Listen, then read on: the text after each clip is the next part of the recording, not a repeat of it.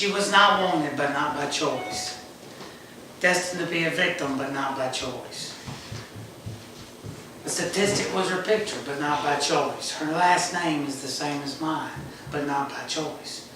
Her birth mother chose life. My wife and I chose adoption. She's my daughter, Lily Hope Beckham, and she has her whole world in front of her. We don't think about abortion every day, but as Christians, we have to be advocates against abortion.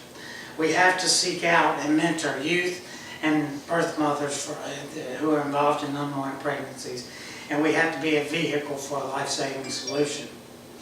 Research and statistics suggest that abortion is problematic, and some agree that it is against God's intended purpose for the human race. I will validate this assertion by explaining the current state of abortion in the U.S., why God values life, alternatives to abortion, and the reasons we should be active in promoting something God values. The first thing we'll do is grasp the realization behind the abortion facts. Troubling number of unnecessary infant deaths occur as a result of abortion. They are shocking, costly, and in part due to unethical counseling. 24% of all pregnancies wind up being aborted. That equals 3,733 children killed every day, which is more than the victims in 9/11. According to the Huffington Post, abortion procedures and after-procedure care equates to $11 billion in health care costs per year, most of which is paid by the taxpayers. According to Life News 2013, Planned Parenthood, which is the dominant counseling service for pregnant women, has an abortion to adoption ratio of 391 to 1.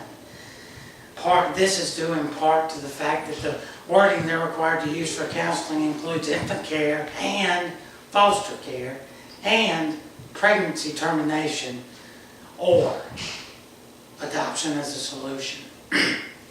It also might be necessary to note that they receive $1 billion in funds every year, 40% of which is due to abortions. Now let's turn to the facts about life-saving alternative, which is adoption. According to the American Thinker in 2012, Christians should promote adoption as the most probable solution to abortion. 36 couples are in waiting for every one child born in the U.S. That equates to 4% more potential adoptions than the 1.2 million abortions which occur every year. Although dated in 1988, an American Thinker study showed that women who chose adoption are more likely to have higher paying jobs. They are more likely to have higher education and less likely to have a child out of wedlock.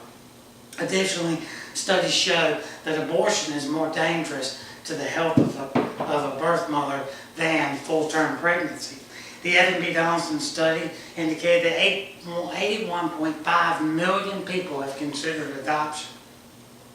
And also, the women who were presented with accurate information about an adoption alternative were more likely to choose that over abortion. Most importantly to us as Christians is the fact that God values what He has created and this intended purpose of life, as indicated in Genesis 1. Also in Matthew 18:1 through 14, we are tasked as Christian adults to help care and take care of and advocate for children. In Galatians 5:13, God charges us with promoting those things that He values. While this brings me to the conclusion of my presentation, this is only the beginning of our response. 3,733 times a day we should mourn for a life extinguished. We need to get involved about what you've heard today. Get involved about mentoring young girls. Get involved about talking to birth mothers that you might come in contact with unwanted pregnancies. Were we not ourselves adopted by God through Christ? This according to Ephesians. They were not wanted, they were destined to be victims, and they were statistics, all not by their choice. We as Christians must be the voice for their choice. Thank you for listening.